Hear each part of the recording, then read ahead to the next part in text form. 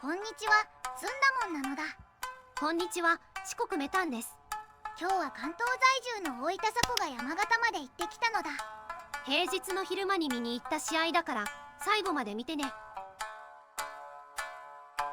しかし今日はいろいろと情報量が多い動画になりそうなのだ。平日の水曜日によく休めたわね。今回は試合を見るためだけだから東京駅から新幹線で天童駅に行くのだ。そこから天童南駅に行くのね。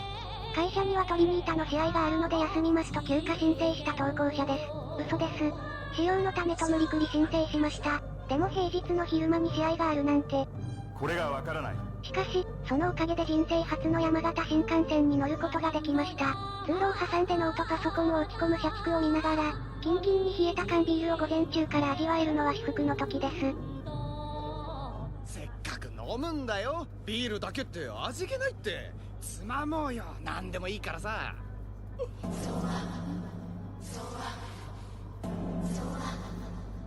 じゃあそこの柿ピ下手だなカイジ君。あ、下手っぴさ。欲望の解放のさせ方が下手。カイジ君が本当に欲しいのはこれ。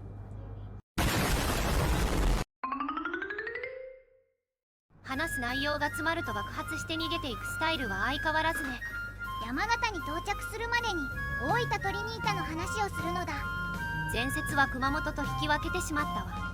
もし大分が勝っていれば勝ち点が31になっていたのだ。3位以下との勝ち点差を広げるだけではなく優勝争いにも希望が持てただけにホームで引き分けたのは悔しいのだ。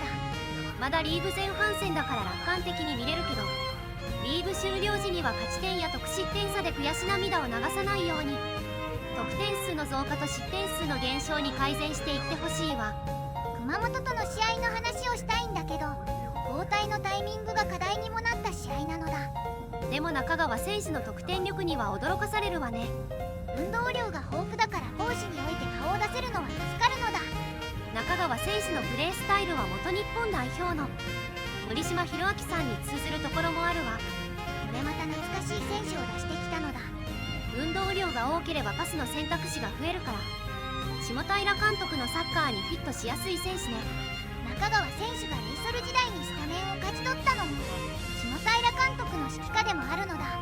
そういった意味では下平サッカーを中川選手は体現しているのだ。天童南駅に着いたのだ。このまま歩いてスタジアムに行きましょう。どうも、母親の父が山形出身の投稿者です。ほんと話の引き出しが多いわね。前回の動画では藤枝サポに、スタジアムの行き方とか山形駅内のレストランの引き継ぎをしてました。去年のアウェイでは山形駅の中のお蕎麦屋さんで腹ごしらえしていました。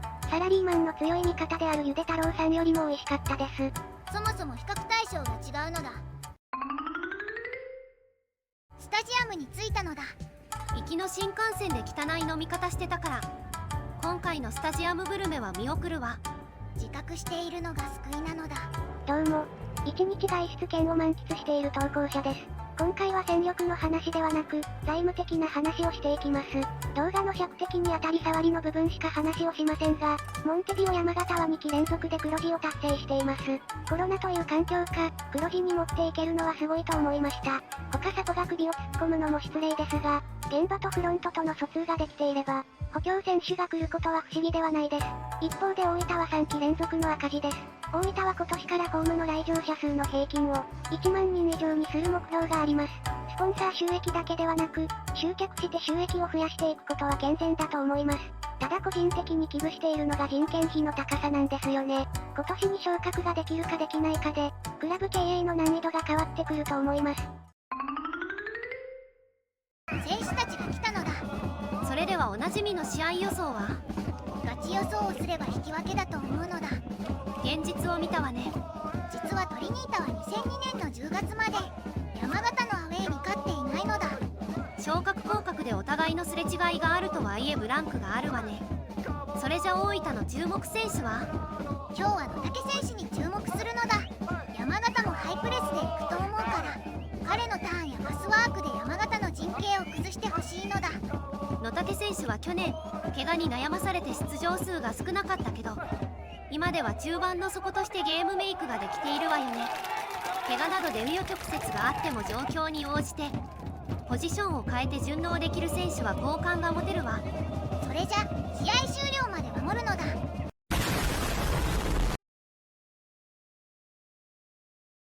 これはここまでの大敗を見たのは過去10年で見てもないわね。2失点目の直後なんだけど、チーム内で不穏な空気が伝わってきたわ。今までは失点してもグループで話し合う姿を見たけど、不穏な空気が伝わってきたのだ。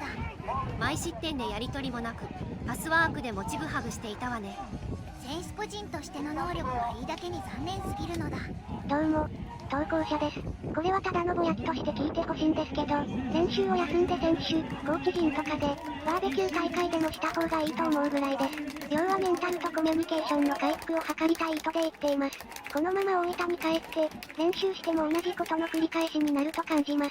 監督はもちろん、コーチ陣も選手たちも、リーグを優勝できるぐらいの能力はあると信じています。今一度、チームの方向性を再確認しリスタートしてほしいです。それで次回のアウェーはどこなのだ？次回は5月28日のブラウブリッツ秋田のアウェーよ。また東北に行くのだ。